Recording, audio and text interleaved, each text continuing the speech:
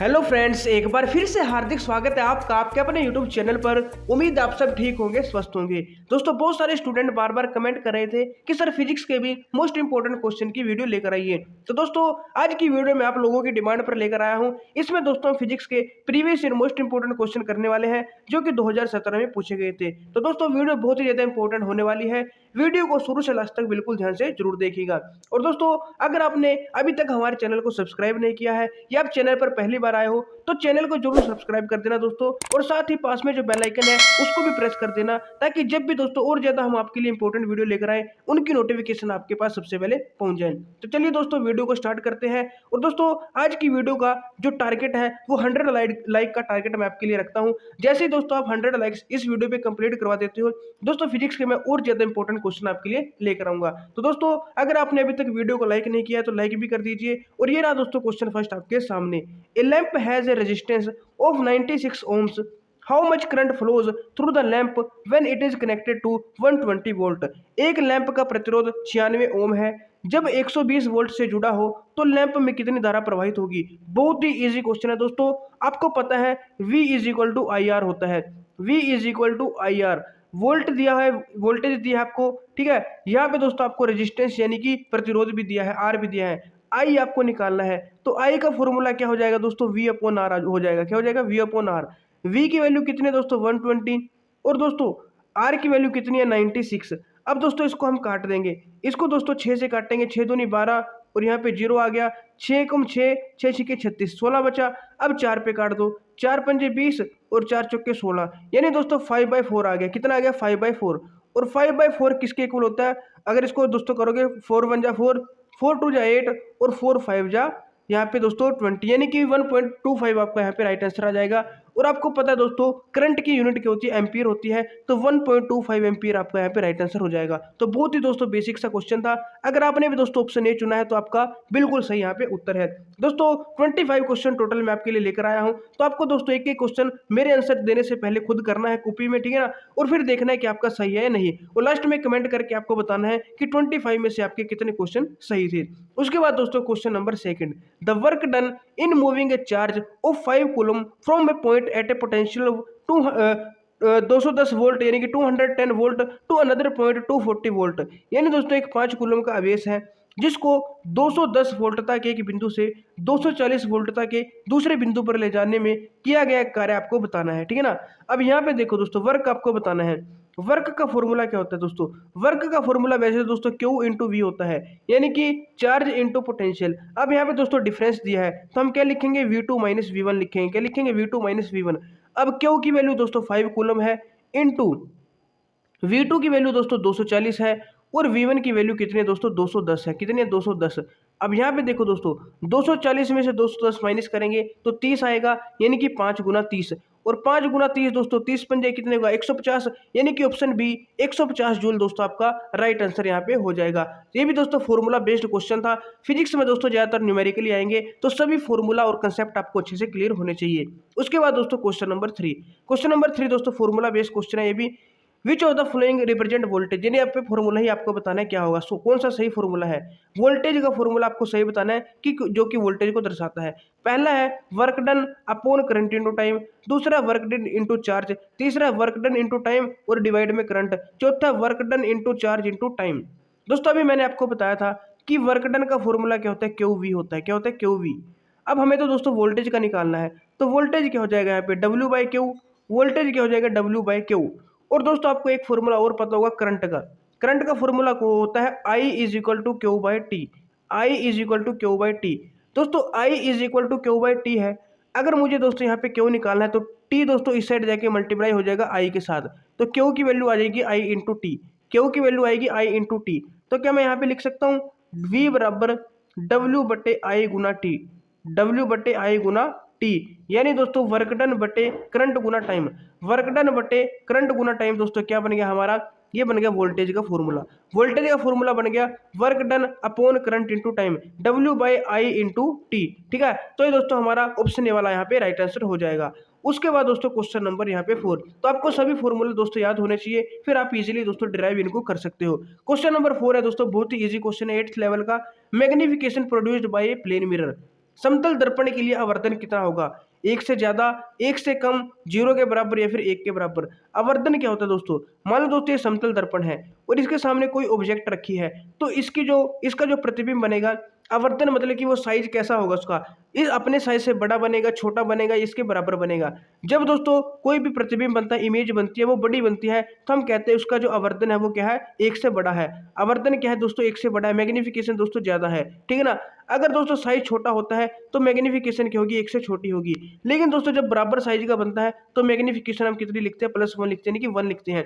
अब आपको पता है प्लेन मिरर में क्या है दोस्तों, जितनी साइज ऑब्जेक्ट का होगा उतनी साइज की दोस्तों इमेज बनती है, यानी कि 1 दोस्तों यहाँ पे मैग्निफिकेशन होता है। ऑप्शन डी आपका राइट आंसर हो जाएगा। उसके बाद दोस्तों question number 5, force acting on a stationary charge Q in a magnetic field B is, यानी चुंबकीय क्षेत्र बी में एक स्थिर आवेश के ऊपर लगने वाला बल कितना है। दोस्तों जब मैग्नेटिक फील्ड में कोई भी चार्ज मूव करता है v वेलोसिटी से, तो उस पर कितनी फोर्स लगती है, क्यू वी बी फोर्स लगती है। कितनी फोर्स लगती है, क्यू वी बी। लेकिन यहाँ पे बात की स्टेशनरी चार्ज की। स्टेशनरी का मतलब दोस्तों स्थिर, स्थिर का मतलब जो रेस्ट में है।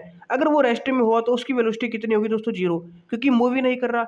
वेलोसिटी दोस्तों 0 होगी तो यहाँ पे v की वैल्यू 0 बनने से सारा टोटल क्या हो जाएगा, 0 हो जाएगा। यानी दोस्तों अगर कोई चार्ज रेस्ट में है तो उस पर कोई फोर्स नहीं लगेगी, 0 फोर्स लगेगी।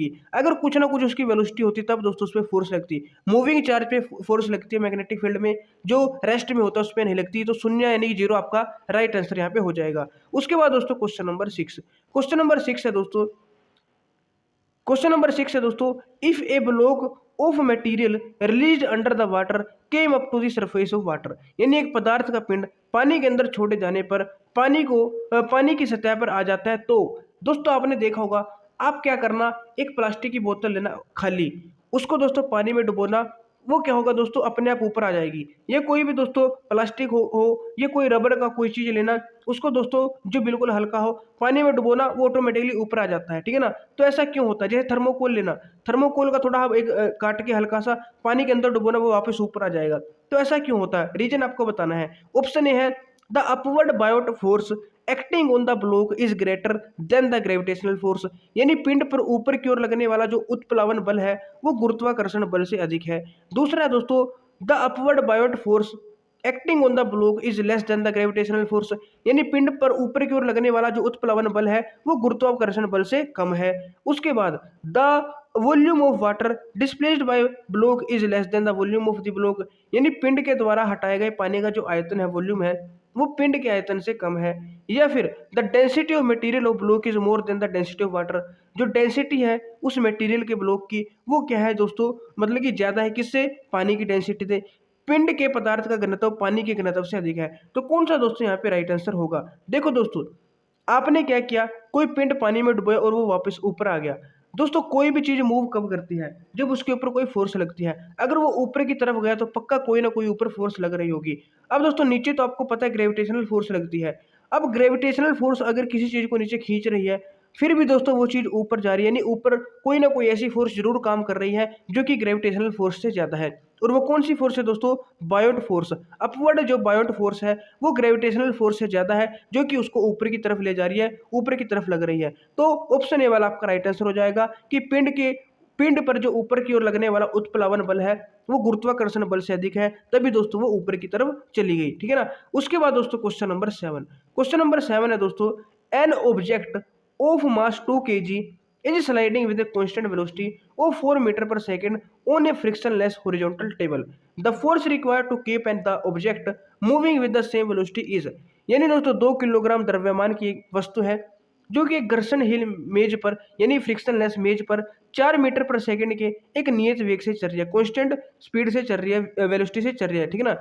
वस्तु को उसी वेग से चलायमान रखने के लिए आवश्यक बल है, यानी दोस्तों एक फ्रिक्शनलेस टेबल है जिसपे कोई बिल्कुल जीरो फ्रिक्शन है, उस पर कोई ऑब्जेक्ट चल रही है जिसका मास कितना 2 kg है, वो चल रही है, मूव कर रही है, तो उसको जो स्पीड है दोस्तों उसकी वो कितनी है, 4 मीटर पर सेकंड है जो वेलोसिटी है। तो वो 4 मीटर पर प्रति सेकंड जो वेलोसिटी है उसी से चलती रहनी चाहिए। इसके लिए हमें कितनी फोर्स लगानी पड़ेगी दोस्तों, कोई भी ऑब्जेक्ट है अगर वो 4 मीटर पर सेकंड की वेलोसिटी से चल रही है, कोई भी वेलोसिटी से चल रही हो किसी सरफेस पे, तो उस पर दोस्तों फ्रिक्शन जो इन दोनों सरफेस के बीच में जो फ्रिक्शन होता है वो दोस्तों उसके मोशन को अपोज करता है, उसको रोकने की कोशिश करता है। लेकिन दोस्तों यहाँ पे तो फ्रिक्शन है ही नहीं, तो इसको कोई रोकेगा ही नहीं, तो इसकी जो स्पीड है उतनी ही रहेगी। हमें कोई फालतू यहाँ पे मतलब कि फोर्स लगाने की जरूरत नहीं पड़ेगी। फोर्स तब लगानी पड़ती है जब कोई दोस्तों इस साइड से इसको रोक रहा हो। रोकता कौन है? फ्रिक्शन। अब यहाँ पे इसने बोल दिया कि फ्रिक्शन लेस सरफेस है, तो रोकने वाला तो कोई है नहीं, फ्रिक्शन है ही नहीं, तो 4 मीटर पर सेकंड की स्पीड से चल रही है, ऐसे ही चलती रहेगी क्योंकि इसको कोई रोकने वाला नहीं है। तो हमें दोस्तों कोई फोर्स नहीं लगानी पड़ेगी। 0 न्यूटन आपका यहाँ पे ऑप्शन बी वाला राइट आंसर हो जाएगा। उसके बाद क्वेश्चन नंबर 8। क्वेश्चन नंबर 8 है, a submarine sends a sonar pulse which returns from the under water cliff in 1 second if the speed of sound in salt water is 1530 metre per second, ठीक है ना, 1530 metre per second, the distance of the cliff is. यानी एक पनडुब्बी है जो कि एक सोनार पल्स भेजती है, जो कि पानी के अंदर एक चट्टान से 1 सेकंड में वापस लौटती है। यदि नमकीन पानी में ध्वनि का वेग कितना है, 1530 मीटर पर सेकंड है, तो पनडुब्बी की चट्टान से दूरी। दोस्तों मानो ये पनडुब्बी है और ये यहाँ पे चट्टान है, इसने यहाँ पे पल्स भेजी और ये यहाँ पे टकरा के वापस चली गई। इसको टाइम लगा दोस्तों 1 सेकंड। कितना टाइम लगा? 1 सेकंड। और दोस्तों जो इसकी स्पीड थी, ये तो टाइम हो गया, जो इसकी स्पीड थी जहाँ तक जो मतलब कि जो सिग्नल भेजा, इसकी स्पीड कितनी थी? 1530 मीटर पर सेकंड। कितनी थी? 1530 मीटर पर सेकंड दोस्तों इसकी क्या थी? स्पीड थी। अब आपको बताना क्या है, देखो टाइम भी हमने लिख लिया और स्पीड कितनी थी? 1530 मीटर पर सेकंड। इसने कहा है इन दोनों के बीच में डिस्टेंस कितनी है, तो डिस्टेंस स्पीड टाइम का दोस्तों क्वेश्चन है। आपको पता है दोस्तों स्पीड होता है डिस्टेंस अपॉन टाइम, तो डिस्टेंस क्या हो जाएगा? Speed into time. क्या हो जाएगा? Speed into time. अब मान के चलो दोस्तों इन दोनों के बीच की डिस्टेंस डी है, लेकिन उसने क्या किया, पहले सिग्नल गया फिर आया, तो कितनी डिस्टेंस ट्रेवल करी सिग्नल ने? डबल करी, 2D डिस्टेंस ट्रेवल करी। तो 2D डिस्टेंस है वो किसके बराबर होगा? स्पीड इंटू टाइम के, क्योंकि डिस्टेंस तो डिस्टेंस है, चाहे वो 2D हो 3D हो, तो फॉर्मूला तो वही रहेगा, स्पीड इंटू टाइम। अब स्पीड कितनी थी इसकी? 1530 मीटर पर सेकंड, तो 1530 लिख दिया। और दोस्तों टाइम कितना लगा? 1 सेकंड, तो लिख दिया 1 सेकंड। तो 2D की वैल्यू कितनी आ गई? 1530। लेकिन हमें तो सिंगल डिस्टेंस निकालनी है। 2D की वैल्यू 1530, तो D निकालेंगे, सेट जाके 2 डिवाइड हो जाएगा, तो 5 यहाँ पे 5 यहाँ पे डिवाइड करेंगे 2 के साथ, 2 सत्ते 14, 2 छिक्के 12, 2 पंजे 10, 765 मीटर दोस्तों आपका क्या आ जाएगा? डिस्टेंस आ जाएगी एक साइड की। यानी ऑप्शन बी वाला दोस्तों आपका राइट आंसर यहाँ पे हो जाएगा। तो इस प्रकार दोस्तों क्वेश्चन आपको करना है। यहाँ पे दोस्तों जिसमें बच्चे कंफ्यूज होंगे, जो डिस्टेंस है दोस्तों ये मतलब कि स्पीड है जो 1 सेकंड में कितनी डिस्टेंस कवर की? डबल डिस्टेंस कवर की। तो सिंगल डिस्टेंस पहले यहाँ पे निकालनी है, फिर 2 से डिवाइड कर देनी है, यानी 2D मान की डिस्टेंस निकालनी है। हमें तो एक साइड की डिस्टेंस चाहिए ना, तो 2 के साथ डिवाइड कर देना है, 765 आपका आ जाएगा। उसके बाद क्वेश्चन नंबर दोस्तों 9। क्वेश्चन नंबर 9 है, if the tension is in A stressed wire is increased 4 times how will the velocity of wave in the wire change. यानी एक तने हुए तार में तनाव 4 गुना कर दिया जाता है, तो तार में तरंग का वेग कैसे परिवर्तित होगा? ऑप्शन ए है आधा हो जाएगा, ऑप्शन बी है डबल हो जाएगा, ऑप्शन सी है चेंज नहीं होगा, ऑप्शन डी है 4 गुना हो जाएगा। दोस्तों जो वेलोसिटी है आपको पता होगा, अगर आपने कंसेप्ट पढ़ा है, वो दोस्तों टेंशन के रूट के डायरेक्टली प्रोपोर्शनल होती है, टेंशन के वर्गमूल के डायरेक्टली प्रोपोर्शनल होती है। अब दोस्तों यहाँ पे देखो, जो टेंशन है वो कितनी हुई? 4 गुना हो गई। कितनी होगी? 4 गुना। तो मैं यहाँ पे लिखूंगा 4t। क्या लिखूंगा? 4t। अब दोस्तों जब इसका रूट करेंगे 4 का कितना आएगा? 2 आएगा। 4 का जब रूट करेंगे दोस्तों कितना आएगा? 2 आएगा। तो इसका मतलब दोस्तों जो रूट के बाहर आके कितना बनेगा? Velocity directly proportional to 2 into root T, तो 2 इंटू रूट टी हो गया। यानी पहले रूट टी के प्रोपोर्शनल था, अब 2 गुना रूट टी के, तो डबल हो गया, क्योंकि दोस्तों रूट में है तो 4 का रूट तो 2 होता है, तो वेलोसिटी क्या हो जाएगी दोस्तों? डबल हो जाएगी। अगर टेंशन 4 गुना हुई है तो वेलोसिटी क्या हो जाएगी दोस्तों? इसका वर्गमूल कर देंगे, 2 गुना हो जाएगी। यानी दोस्तों ऑप्शन बी वाला आपका डबल राइट आंसर यहाँ पे हो जाएगा। तो फॉर्मूला आपको याद रखना है, velocity is equal to T by mu का रूट, ठीक है ना। अगर पूरा फॉर्मूला देखें तो velocity is equal to T by mu और इसका रूट, लेकिन हमें तो म्यू तो कांस्टेंट है, तो टी के तो रूट के क्या है? डायरेक्टली प्रोपोर्शनल है, तो यहाँ से हमें क्वेश्चन ये करना था। उसके बाद क्वेश्चन नंबर 10। क्वेश्चन नंबर 10 दोस्तों बहुत इजी है। Which of the following is a non renewable source of energy. निम्न में से कौन सा ऊर्जा का अनवीनीकृत स्रोत है? वुड, सन, फॉसिल फ्यूल या फिर हवा। दोस्तों आपको पता होगा रिन्यूएबल और नॉन रिन्यूएबल सोर्सेज होते हैं, नवीनीकरणीय और दोस्तों अनवीकरणीय सोर्सेज होते हैं, ठीक है ना, स्रोत होते हैं। तो सबसे पहले बात करें दोस्तों नॉन रिन्यूएबल की। नॉन रिन्यूएबल दोस्तों ऐसे होते हैं जैसे प्लांट हो गए, सन सॉरी ये तो रिन्यूएबल होते हैं। नॉन रिन्यूएबल जैसे कोयला हो गया, नेचुरल गैस हो गई, ऑयल हो गया, न्यूक्लियर एनर्जी होगी, जिनको दोस्तों अगर हम एक बार यूज़ कर लेते हैं तो उनको रिप्लेस नहीं किया जाता, ठीक है ना, वो खत्म हो जाते हैं। अब हमें दोस्तों यहाँ पे बताना है नॉन रिन्यूएबल। तो नॉन रिन्यूएबल में दोस्तों क्या हो जाएगा, हमारा फॉसिल फ्यूल हो जाएगा। फॉसिल फ्यूल दोस्तों एक बार अगर हमने यूज़ कर लिए, है ना, मतलब फॉसिल फ्यूल दोस्तों जो नीचे है उससे क्या पेट्रोलियम वगैरह मिलता है, तो उनको एक बार हमने यूज़ कर लिया तो दोस्तों वापस बहुत टाइम लगेगा उनको दोबारा बनने में, ठीक है ना, रिप्लेस नहीं हो सकते। एक बार खत्म हो गए तो खत्म हो गए, ठीक है ना। लेकिन दोस्तों एक होता है रीन्यूएबल। रीन्यूएबल जितना मर्जी यूज़ कर लो दोस्तों कमी नहीं होगी। हवा का कितना भी यूज़ कर लो कमी नहीं होगी। सूर्य का कितना भी यूज़ कर लो कमी नहीं होगी। प्लांट्स हैं दोस्तों, ये क्या है, रीन्यूएबल है। एयर हो गया, सन हो गया, वुड हो गया, ठीक है ना, ये सभी रीन्यूएबल है। तो यहाँ पे नॉन पूछा था तो ऑप्शन सी वाला दोस्तों नॉन रीन्यूएबल है, तो ऑप्शन सी आपका यहाँ पे सही उत्तर हो जाएगा। उसके बाद दोस्तों क्वेश्चन नंबर 11। क्वेश्चन नंबर 11 है, in a hydroelectric power plant more electrical power can be generated if water falls a greater height because. इसने कहा है दोस्तों कि जल विद्युत शक्ति संयंत्र में अधिक विद्युत शक्ति उत्पन्न की जा सकती है अगर पानी दोस्तों बहुत ही ऊंचाई से गिरता है, लेकिन इसका कारण आपको बताना है। ऑप्शन है दोस्तों, इसका ताप बढ़ता है यानी टेम्परेचर इंक्रीज होता है, थर्मल एनर्जी जो वाटर की वो इंक्रीज होती है, या फिर large number of potential energy is converted into kinetic energy, या फिर more water molecule dissociate into ion. देखो दोस्तों, जितनी ज़्यादा हाइट पे रखेंगे, ठीक है, आपने पढ़ा होगा दोस्तों एक पोटेंशियल एनर्जी होती है, एक क्या होती है दोस्तों, काइनेटिक एनर्जी। जितनी ज़्यादा हाइट पे रखेंगे उतनी ज़्यादा पोटेंशियल एनर्जी होगी mgh। और दोस्तों ये पोटेंशियल एनर्जी जब भी दोस्तों ऑब्जेक्ट को छोड़ेंगे नीचे आएगी ऑब्जेक्ट, तो पोटेंशियल एनर्जी काइनेटिक एनर्जी में चेंज होती रहेगी। और जब यहाँ पे पहुंचेंगे दोस्तों लास्ट में, तो टोटल के टोटल पोटेंशियल एनर्जी किस में चेंज हो जाएगी, काइनेटिक एनर्जी में चेंज हो जाएगी, हाफ एम वी स्क्वायर में चेंज हो जाएगी। अब यहाँ पे देखो, जितनी हाइट से दोस्तों, जितनी हाइट से पानी को गिराया जाएगा उतनी ज़्यादा क्या होगी, पोटेंशियल एनर्जी, और वो पोटेंशियल एनर्जी दोस्तों नीचे की काइनेटिक एनर्जी में उतनी ही ज़्यादा चेंज होगी, ठीक है ना।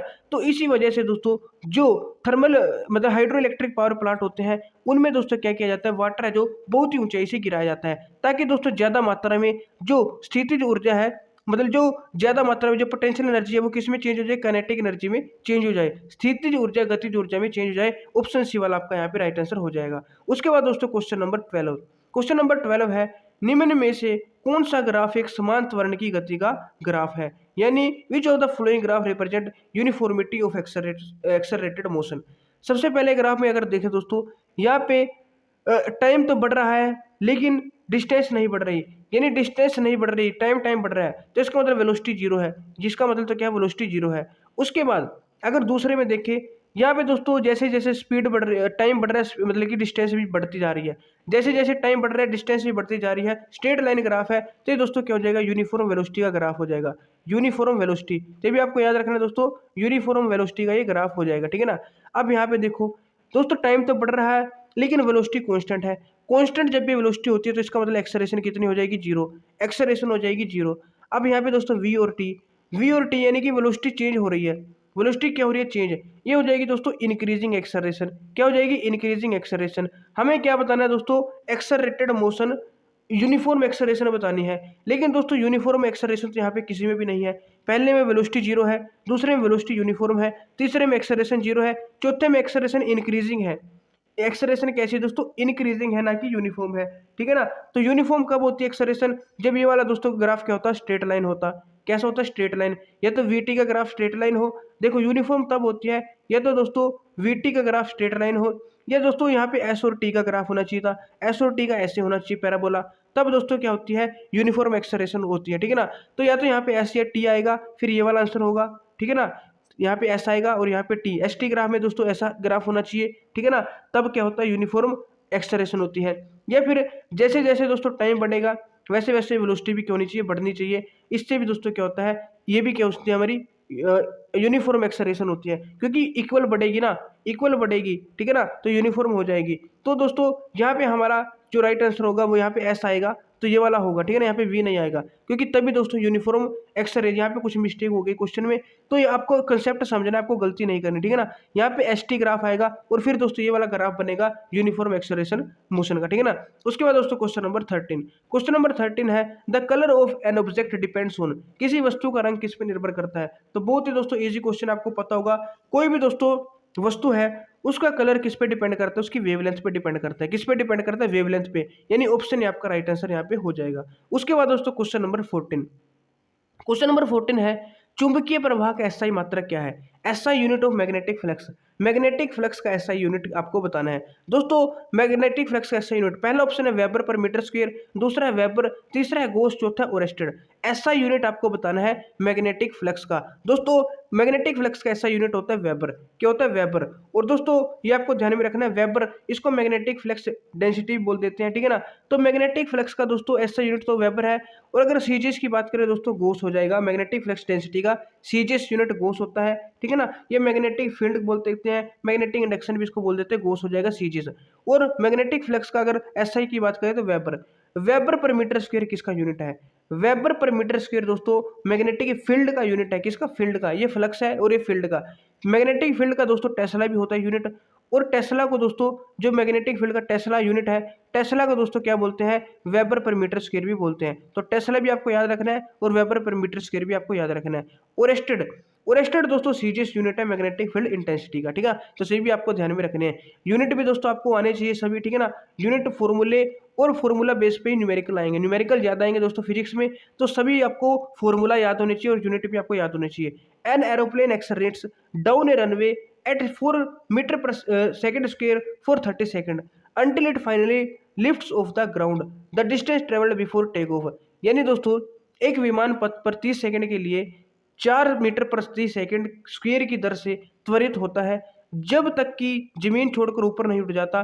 उड़ने के पहले चली गई दूरी आपको बतानी है। तो दूरी आपको बतानी है दोस्तों। आपको एक फॉर्मूला पता होगा। पहले यहाँ पे क्या क्या आपको दिया है। यहाँ पे दोस्तों पहले तो वो रेस्ट में था, ठीक है ना।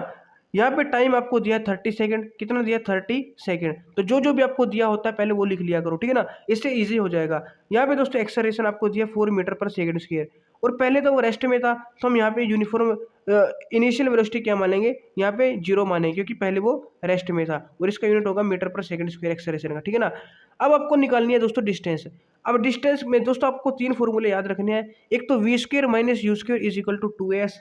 एक दोस्तों s v is equal to u plus a t. एक s is equal to u t plus half a t square. अब डिस्टेंस का फॉर्मूला दोस्तों क्या होता है? S is equal to u t plus half a t square यहाँ पे होता है, ठीक है ना। हमें यू भी पता है, टी भी पता है, ए भी पता है। तो यही फॉर्मूला लगेगा, क्योंकि जो जो हमारे पास क्वांटिटीज गिवन होती है उसी के अकॉर्डिंग हम फॉर्मूला लगाते हैं। अब यू की वैल्यू दोस्तों 0 है, तो यू टी भी 0 हो जाएगा। यानी फॉर्मूला सिर्फ कितना बचा? Half a t square. Half a t square यानी 1/2। ए की बात करें 4 हो जाएगा, और टी की बात करें 30, 30 गुना 30 यहाँ पे हो जाएगा। अब 2 दूनी 4 दोस्तों, 2 कट गया। 30 का स्क्वायर कितना होता है? 3 3 9, 900। और 900 दूनी कितना हो जाएगा? 1800। तो 1800 मीटर दोस्तों क्या आ जाएगी? डिस्टेंस आ जाएगी। यानी ऑप्शन भी आपका यहाँ पे राइट आंसर हो जाएगा। उसके बाद दोस्तों क्वेश्चन नंबर 16। क्वेश्चन नंबर 16 है, commercial nuclear reactors are based on. वाणिज्यिक नाभिकीय रिएक्टर किस पे आधारित होते हैं? न्यूक्लियर फ्यूजन पे, न्यूक्लियर फिजन पे, या फिर कंबाइनिंग 2 और more lighter nuclei to get energy for reactor, या फिर इनमें से किसी पे भी नहीं। तो दोस्तों आपको याद रखना है, जो न्यूक्लियर रिएक्टर है, कमर्शियल न्यूक्लियर रिएक्टर है, वो किस पे डिपेंड करते हैं? नाभिकीय विखंडन यानी कि न्यूक्लियर फिजन पे डिपेंड करते हैं। इस पे बेस्ड होते हैं, ठीक है, इस पे आधारित होते हैं। तो ऑप्शन बी वाला आपका यहाँ पे राइट आंसर हो जाएगा। उसके बाद क्वेश्चन नंबर 17। क्वेश्चन नंबर 17 है दोस्तों, magnetic field lines of force emerge at. चुंबकीय बल रेखाएं कहाँ से निकलती हैं? बहुत ही दोस्तों बेसिक क्वेश्चन है। अगर आपने अच्छे से पढ़ा है तो कुछ भी नहीं है ये क्वेश्चन, बिल्कुल, है ना, बिल्कुल बेसिक सा क्वेश्चन है। मैग्नेटिक फील्ड लाइन कहाँ से निकलती है? तो मैं डायरेक्ट आपको बता देता हूँ। आपको पता है दोस्तों, जो चुंबक है उसके 2 पोल होते हैं, नॉर्थ और साउथ। नॉर्थ और साउथ, ये दोस्तों जो मैग्नेटिक फील्ड लाइन है ये नॉर्थ से निकलती है और साउथ में एंटर कर जाती है, ठीक है ना। नॉर्थ से निकल के साउथ में एंटर कर जाती है। और एक क्वेश्चन दोस्तों आपसे क्या पूछ सकता है, आपको कंफ्यूज करने के लिए, जिसको पता है कि नॉर्थ से साउथ, नॉर्थ से निकल के साउथ में जाती है, तो क्वेश्चन क्या पूछेगा कि चुंबक के अंदर, मैग्नेट के अंदर जो मैग्नेटिक फील्ड लाइंस की डायरेक्शन होती है वो क्या होती है? नॉर्थ से निकली दोस्तों और कहाँ पे चलेगी? साउथ में। नॉर्थ से निकली साउथ में चलेगी, लेकिन अंदर की बात करें तो साउथ से नॉर्थ होती है, क्योंकि ये क्लोज्ड लूप बनाती है। इसका लूप क्लोज होता है, बंद लूप होता है। तो नॉर्थ से निकली साउथ चलेगी, लेकिन चुंबक के अंदर की अगर बात करेंगे दोस्तों मैग्नेट के, तो मैग्नेट के अंदर साउथ से नॉर्थ होगी, तभी तो ये बाहर जाके नॉर्थ से साउथ, फिर साउथ से नॉर्थ, नॉर्थ से साउथ होगी, ठीक है ना। चुंबक के अंदर दोस्तों साउथ से नॉर्थ यानी कि दक्षिण से उत्तर, और बाहर की बात करें तो नॉर्थ से साउथ यानी कि दक्षिण उत्तरी ध्रुव से दक्षिणी ध्रुव। तो ये आपको ध्यान में रखना, बहुत ही इंपॉर्टेंट है, इससे क्वेश्चन बन सकता है। और दोस्तों मैग्नेटिक फील्ड लाइन की जो प्रॉपर्टीज है, जैसे इंटरसेक्ट नहीं करती, क्लोज लूप बनाती है, नॉर्थ से साउथ की तरफ जाती है, जितनी भी इनकी प्रॉपर्टी आपको अच्छे से याद कर लेनी है, उनसे भी क्वेश्चन बन सकता है। तो पहला ऑप्शन है दोस्तों north pole end end at south pole, यानी उत्तरी ध्रुव पर और दक्षिणी ध्रुव पर समाप्त होती है। तो पहले दोस्तों आपका राइट आंसर हो जाएगा नॉर्थ से निकलेगी साउथ पे खत्म हो जाएंगी, ऑप्शन आपका राइट आंसर हो जाएगा। उसके बाद क्वेश्चन नंबर 18, क्वेश्चन नंबर 18 है if A current carrying straight conductor is held in straight hand such that thumb points in the direction of current, the finger will wrap around the conductor in the direction of field lines of magnetic field, this is known as। यानी दोस्तों एक धारावाही सीधा चालक आपने लिया, एक दोस्तों conductor लिया जिसमें करंट है, ठीक है ना, और उसको दोस्तों हाथ से पकड़ लिया। किससे पकड़ लिया? हाथ से आपने पकड़ लिया, ठीक है ना। और इस हिसाब से पकड़ा कि जो अंगूठा है आपका वो ऊपर की साइड है जिस डायरेक्शन में दोस्तों क्या है करंट है, और जो मैग्नेटिक फील्ड की डायरेक्शन है वो आपको कौन देगी? आपकी जो उंगलियां है वो देगी। जिस हिसाब से आपने वो लपेट रखी है ना, तो उंगलियों की दिशा वो आपको क्या देगी? मैग्नेटिक फील्ड की मतलब कि मैग्नेटिक फील्ड की जो दिशा है वो उसके बारे में आपको बताएगी।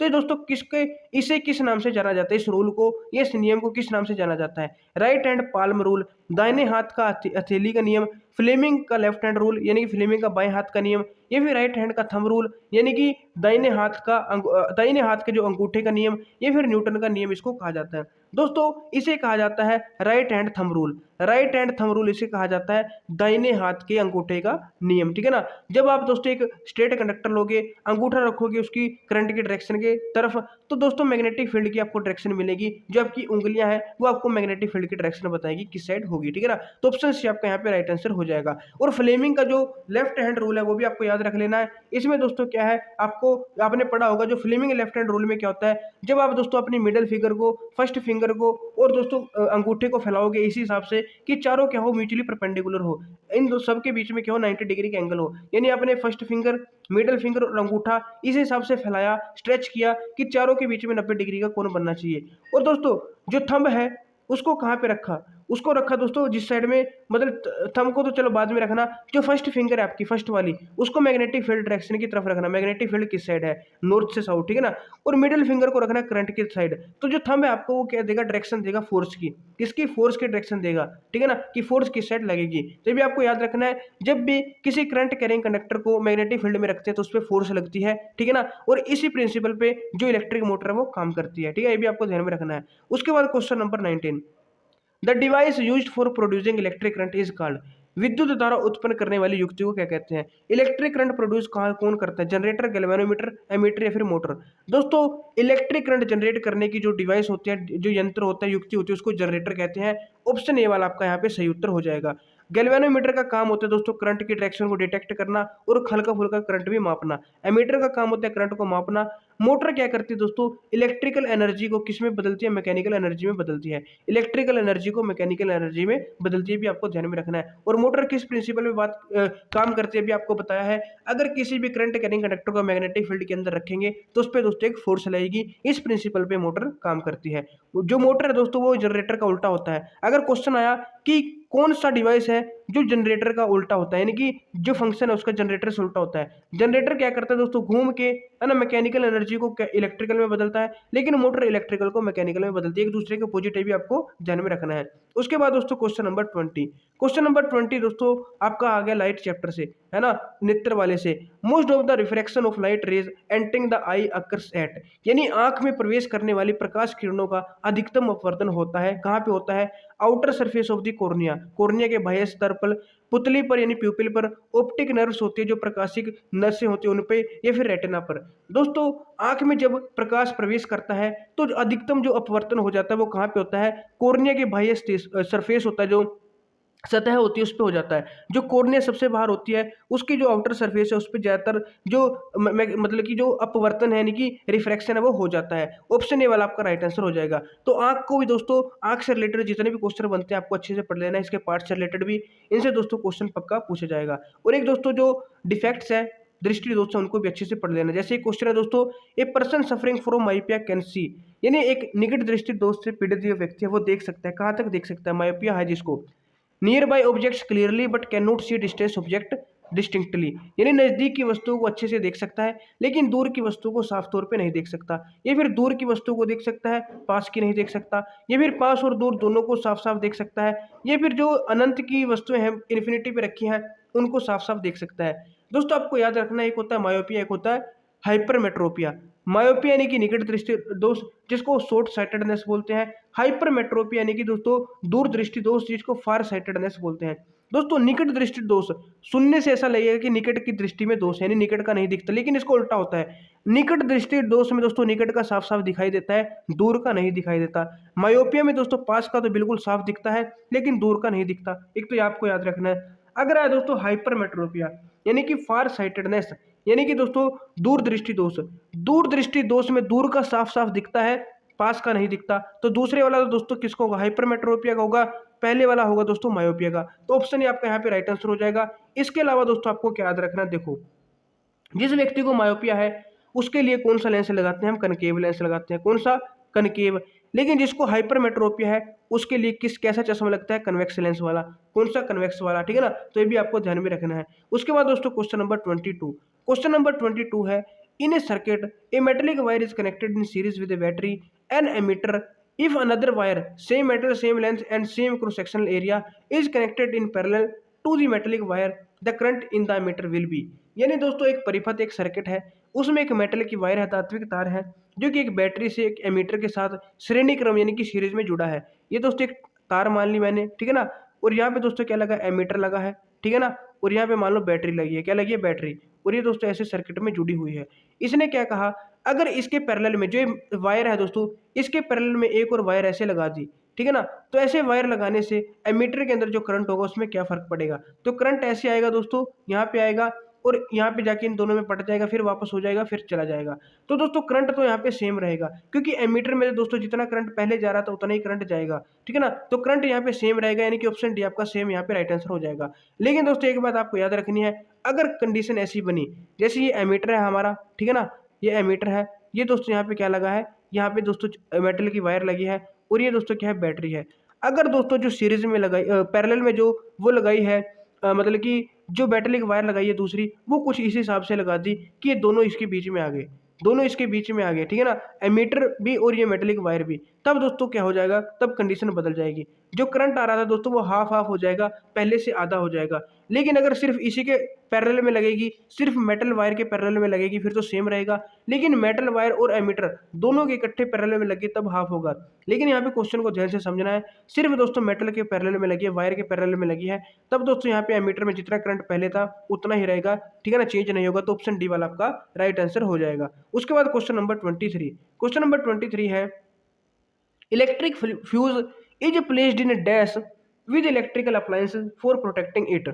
यानी जो वैद्युत फ्यूज होता है उसको वैद्युत उपकरण को बचाने के लिए फ्यूज को रखा जाता है वैद्युत उपकरण के डैश में। यानी आपको बताना है दोस्तों, इलेक्ट्रिक फ्यूज है जो वो पैरेलल में लगाया जाता है, ये सीरीज कॉम्बिनेशन में लगाया जाता है, या फिर ना तो पैरेलल ना सीरीज में, या इनमें से कोई नहीं। तो आपको बताना है किस में लगाया जाता है। दोस्तों इलेक्ट्रिक फ्यूज का काम क्या होता है, जब भी हाई वोल्टेज आए, ठीक है ना, तो वो क्या हो जाता है, पिघल के कनेक्शन को तोड़ देता है, टूट जाता है, ताकि आगे जितने भी अप्लायंसेज लगे हैं वो बच जाएं। तो इसको दोस्तों किस में लगाया जाता है, आपको याद रखना है, सीरीज में लगाया जाता है। क्योंकि मान लो दोस्तों फ्यूज लगा है और आगे जो भी चीज़ें हैं वो सीरीज में लगी हैं, तो सीरीज में लगने से दोस्तों एक ही बार यहाँ पे कनेक्शन टूट जाएगा, सभी बच जाएंगी। अगर पैरेलल में लगी होती है दोस्तों, तब कोई एक लाइन ही कटती यहाँ पे, तो बाकियों को दिक्कत हो सकती थी, ठीक है ना। तो यहाँ पे सीरीज में लगा होता है, आपको ध्यान में रखना है। उसके बाद क्वेश्चन नंबर 24। क्वेश्चन नंबर 24 है दोस्तों, when an object is at infinity, जब कोई वस्तु अनंत पर रखी है, image found by convex mirror will be, तो उत्तल के दर्पण के द्वारा जो प्रतिबिंब बनेगा वो कैसा बनेगा, उत्तल दर्पण के द्वारा।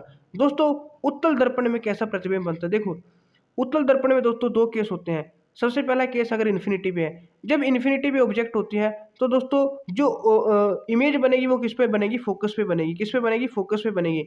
और मिरर के पीछे बनती है तो वर्चुअल इमेज बनती है और इरेक्ट बनती है, सीधी बनती है। तो फोकस पे बनेगी तो फोकस फोकस फोकस, वर्चुअल बनेगी, वर्चुअल इसमें है, पहला गया ये गया ये गया, और इरेक्ट बनेगी, यानी ऑप्शन बी वाला आपका दोस्तों राइट आंसर हो जाएगा, ठीक है ना। इमेज फोकस पे बनती है, एक इन्फिनिटी पे ऑब्जेक्ट है, ठीक है ना, वर्चुअल बनेगी क्योंकि शीशे के पीछे बनी है, मिरर के बिहाइंड बनी है, और इरेक्ट बनेगी। ऑप्शन बी वाला आपका यहाँ पे राइट आंसर हो जाएगा। उसके बाद दोस्तों क्वेश्चन नंबर 25। तो दोस्तों फिजिक्स में आपको सभी चैप्टर अच्छे से कर लेने हैं, जो करंट वाला चैप्टर है वो भी अच्छे से कर लेना है, ठीक है ना। जो सोर्सेज ऑफ जो मतलब जो रिन्यूएबल और जो नॉन रिन्यूएबल रिसोर्सेज वाला दोस्तों चैप्टर है, सोर्सेज वाला, वो भी अच्छे से कर लेना है, ठीक है ना। आपको दोस्तों जो लेंस वाला चैप्टर वो भी अच्छे से कर लेना है, ठीक है ना। 10th के जितने भी चैप्टर फिजिक्स के बहुत ही ईजी है, उनको अच्छे से आपको आपको कर लेना है। क्वेश्चन नंबर 25 है, while using a convex lens as magnifying lens object should be placed. यानी एक उत्तल लेंस को दोस्तों एक प्रवर्धक की तरह प्रयुक्त करने के लिए वस्तु को रखना चाहिए। उत्तल लेंस का यूज हमें मैग्नीफाइंग ग्लास के रूप में करना है। तो दोस्तों जो भी ऑब्जेक्ट होगी, वस्तु होगी, उसको कहाँ रखेंगे? दोस्तों आपको पता होगा जो कन्वेक्स लेंस होता है उसके 6 केस होते हैं। कन्वेक्स लेंस के 6 केस होते हैं इमेज फॉर्मेशन के, ठीक है ना। वो 6 कौन कौन से आपको ध्यान से सुनना है। पहला दोस्तों यहाँ पे देखो, ये मान लो एफ है, ये हमारा 2f है, f1 f2 मान लेते हैं इसको, इधर वाला f2 हो जाएगा और यहाँ पे दोस्तों 2f2 हो जाएगा। जब भी दोस्तों इमेज इन्फिनिटिव होगी तो ऑब्जेक्ट इन्फिनिटिव होगी तो इमेज दोस्तों फोकस पे बनती है। इमेज दोस्तों 2f और इसके बीच में होगी तो ऑब्जेक्ट जो है इन्फिनिटी और 2f1 के बीच में होगी तो दोस्तों इमेज कहाँ पे बनेगी? आपकी f2 और 2f2 के बीच में बनेगी, ठीक है ना। इमेज 2f1 पे होगी तो ऑब्जेक्ट 2f1 पे होगी, इमेज बनेगी 2f2 पे, ठीक है ना। अगर दोस्तों ऑब्जेक्ट थोड़ी और आगे ले आए हम, 2f1 और f1 के बीच में ले आए तो इमेज थोड़ी और पीछे चली जाएगी, वो बनेगी 2f2 के पीछे। अगर फोकस पे रख दी ऑब्जेक्ट तो इमेज बनेगी इन्फिनिटी पे। तो देखा दोस्तों, इन्फिनिटी से f1 के बीच में इमेज रख रहे हैं और f2 से इन्फिनिटी के बीच में ऑब्जेक्ट यहाँ पे रखी है हमने f1 से इन्फिनिटी, और f2 से लेके दोस्तों इन्फिनिटी तक क्या बनी? इमेज बनी ऑब्जेक्ट की। अब जब भी दोस्तों हम, यह हमारा ऑप्टिकल सेंटर होता है, फोकस और ऑप्टिकल सेंटर के बीच में जब भी हम ऑब्जेक्ट को रखेंगे तो इसकी इमेज दोस्तों कहाँ कैसी बनेगी? इसकी इमेज बनेगी दोस्तों इरेक्ट बनेगी और मैग्नीफाइड बनेगी। बाकी सब में दोस्तों अब तक जो हमने केस पढ़े उनमें वर्चुअल इमेज बनती है, रियल इमेज बनती है। कैसी बनती है? रियल और इन्वर्टेड बनती है, असली बनती है, उल्टी बनती है, ठीक है ना। लेकिन दोस्तों जब भी हम किसी भी ऑब्जेक्ट को कन्वेक्स लेंस के सामने कहाँ पे रखेंगे? फोकस और ऑप्टिकल सेंटर के बीच में रखेंगे तो इस केस में दोस्तों वर्चुअल इमेज बनेगी, इरेक्ट बनेगी और मैग्नीफाइड बनेगी। तो इसका मतलब दोस्तों अगर हमें उत्तल लेंस को, कन्वेक्स लेंस को मैग्नीफाइंग लेंस के रूप में यूज करना है तो ऑब्जेक्ट को कहाँ पे रखना पड़ेगा? फोकस और ऑप्टिकल सेंटर, यानी फोकस और प्रकाशिक जो केंद्र है, प्रकाशिक केंद्र और फोकस के बीच में रखना पड़ेगा। तब दोस्तों हमें सीधी इमेज बनेगी, मैग्नीफाइंग इमेज मिलेगी। तो यानी ऑप्शन ए वाला आपका यहाँ पे राइट आंसर हो जाएगा। तो दोस्तों ये थे हमारे 25 क्वेश्चन। उम्मीद है आपको 25 क्वेश्चन में से कुछ सभी क्वेश्चन या फिर ज़्यादातर क्वेश्चन पक्का समझ में आए होंगे। अगर दोस्तों आपको वीडियो हेल्पफुल लगी है तो प्लीज़ इसे लाइक जरूर कीजिएगा, अपने बाकी साथियों के साथ शेयर जरूर कीजिएगा और कमेंट करके जरूर बताना है 25 में से दोस्तों आपके कितने क्वेश्चन सही हैं और वीडियो आपको दोस्तों कैसी लगी है।